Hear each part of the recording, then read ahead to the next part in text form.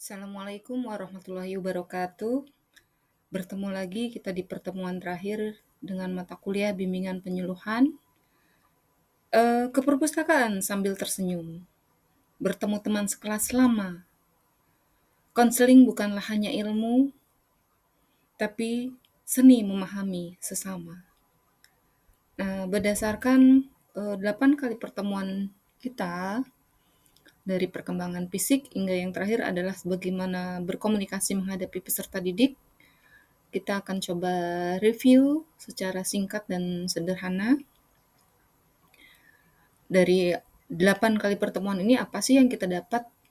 Apa sih yang bisa kita simpulkan dari perkembangan fisik? Nah, ini terkait dengan perkembangan fisik remaja. Yang berikutnya adalah kita menemukan bahwa perkembangan fisik remaja itu ternyata memberikan pengaruh terhadap kondisi remaja. Remaja yang mengalami pubertas mengalami perubahan hormonal, di mana di sini memicu pertumbuhan pada tinggi badan, perubahan suara, perkembangan organ reproduksi. Terutama akan membedakan secara gender. Ini akan terlihat sekali perkembangannya di masa remaja. Kondisi ini membuat mereka sering merasa canggung terhadap perubahan tubuhnya, sehingga membutuhkan penerimaan dan pemahaman dari lingkungan sekitar. Nah, terkadang lingkungan sekitar ini melihat perkembangan remaja ini tidak langsung paham bahwa mereka mengalami dilema, bahwa mereka menghadapi perubahan yang tidak biasa, mereka menghadapi perubahan yang baru. Akhirnya, pada masa remaja ini, selain perkembangan fisik, juga mengalami perkembangan emosi. Ada kecenderungan ketidakstabilan emosi yang disebut dengan mood swing, ada kemudah tersinggung atau merasa tidak dimengerti, dan masa ini juga disebut masa badai, di mana mereka mulai mencari jati diri, sensitif terhadap penilaian orang lain. Banyak yang tidak paham, apa sih jati diri? Jati diri ini sebenarnya adalah langkah awal dalam pembentukan karakter. Siapa saya? Siapa aku? Nah, untuk mencari jati diri itu kuncinya adalah kita memahami diri kita bahwa kita memiliki potensi yang berbeda dari orang lain. Kita memiliki potensi karakteristik yang unik, yang istimewa dibandingkan orang-orang lain di sekitar kita ataupun teman sebaya kita. Terutama di masa remaja, penemuan jati diri ini sangat membutuhkan bimbingan, sangat membutuhkan arahan dari orang yang memahami. Dan untuk di lembaga pendidikan, ini merupakan salah satu tugas dari bimbingan konseling. Dan tidak lepas dari peran guru, baik guru kelas maupun guru mata pelajaran. Nah, setelah perkembangan emosi, ini pun dibarengin dengan keharusan mereka mengembangkan kognitifnya. Apa sih pengembangan kognitif ini? Pengembangan kognitif ini adalah perkembangan kemampuan dalam menguatkan karakter mereka, sehingga mereka nanti di akhir dari perkembangan ini mampu mengambil keputusan yang logis, yang dapat dipertanggungjawabkan. Perkembangan kognitif ini diawali dengan remaja yang mulai mampu berpikir abstrak, logis dan kritis, tetapi belum sepenuhnya matang dalam pengambilan keputusan. Nah, inilah yang membutuhkan bimbingan guru, terkhusus guru bimbingan konseling. Mereka mulai mempertanyakan norma, otoritas, dan sistem yang ada di sekitar. Sehingga di masa ini banyak ketidakpatuhan yang dilakukan oleh remaja. Banyak pelanggaran-pelanggaran terhadap peraturan atau kedisiplinan yang diterapkan pada kegiatan mereka sehari-hari, baik itu di rumah, di masyarakat, maupun di sekolah. Sehingga muncullah yang disebut dengan kenakalan remaja.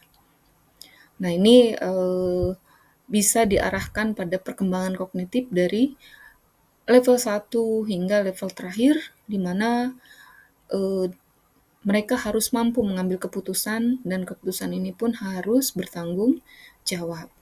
Nah, setelah memahami perkembangan kognitif, mereka akan mengalami perkembangan sosial dan moral. Ini fase di mana mereka mampu menerapkan norma-norma yang berada di masyarakat. Norma sosial dan moral, di mana remaja mulai mencari kelompok sosial, peer group, dan kadang lebih mempercayai teman sebayanya dibandingkan orang dewasa. Sehingga kekuatan teman sebaya dalam mempengaruhi perkembangan mereka ini sangat kuat. Mereka mulai membentuk nilai dan moral pribadi meski masih dipengaruhi lingkungan dan figur panutan. Terkhusus saat ini, perkembangan sosial dan moral remaja kita banyak dipengaruhi faktor dari perkembangan digital dan semakin pudarnya figur panutan yang ada di sekitar, sehingga mereka mulai mencari sendiri dan tanpa sadar mengalami penyimpangan-penyimpangan dari norma dan nilai yang berlaku di masyarakat. Ini adalah tantangan kita sebagai guru, tidak hanya guru bimbingan konseling, tapi guru yang berada di lingkungan pendidikan. Nah ini, generasi digital, karena generasi saat ini adalah bagian dari generasi Z atau generasi Alpha yang sangat akrab dengan internet, media sosial, dan teknologi, di mana mereka sangat cepat mengakses informasi tetapi rentan dalam distraksi, hoax, dan kecanduan digital. Dan tentunya ini akan mempengaruhi perkembangan emosi, kognitif, maupun perkembangan secara sosial. Kebanyakan menggunakan gadget akan mempengaruhi pola pemikirannya, sehingga banyak penyimpangan-penyimpangan secara psikis maupun fisik terjadi akibat kecanduan digital. Nah, ini juga tantangan dalam pengembangan karakter siswa. Nah, yang terakhir dari materi kita adalah bagaimana berkomunikasi menghadapi peserta didik remaja. Nah, ini ada beberapa cara yang bisa digunakan agar kita mampu berkomunikasi dengan peserta didik di usia remaja. Karena kecenderungan mereka adalah menggunakan tidak mudah mendengarkan dan mereka tidak langsung mampu memahami apa yang dimaksudkan dan diperuntukkan untuk diri mereka. Nah, strategi yang pertama adalah menggunakan pendekatan dialogis. Di sini dua arah, artinya kita tidak hanya menyuruh anak remaja ini untuk mendengarkan, tapi juga kita mendengarkan mereka, bukan otoriter, tetapi diajak diskusi, bukan hanya sekedar instruksi. Kita membangun komunikasi dua arah yang terbuka dan empatik. Artinya di sini kita harus memahami perasaan mereka juga. Tunjukkan bahwa penghargaan atas pendapat dan usaha mereka, walaupun sekecil apapun yang mereka sampaikan. Dan integrasikan teknologi dalam pembelajaran untuk menjangkau minat mereka. Integrasi ini juga merupakan salah satu cara untuk meningkatkan motivasi siswa untuk belajar. Jadilah role model dalam sikap, nilai, dan norma. Fokus pada pembelajaran kontekstual yang mereka mudah pahami, yang relevan dengan kehidupan mereka. Berikan ruang eksplorasi, kreativitas, dan proyek kolaboratif. Artinya di sini apa? Kita lebih mengutamakan strategi pembelajaran melalui student center. Jadi learning by student center. Jadi kita tidak menyuruh mereka untuk mendengarkan kita terus, tapi ada saatnya kita untuk mendengarkan mereka. Mungkin ini aja yang bisa saya sampaikan di pertemuan terakhir kita. Ini hanyalah penguatan dari hasil diskusi-diskusi kita selama setengah semester ini setelah 8 kali pertemuan. Semoga banyak memberikan manfaat dan mampu memberikan jawaban terhadap tantangan-tantangan di dunia pendidikan.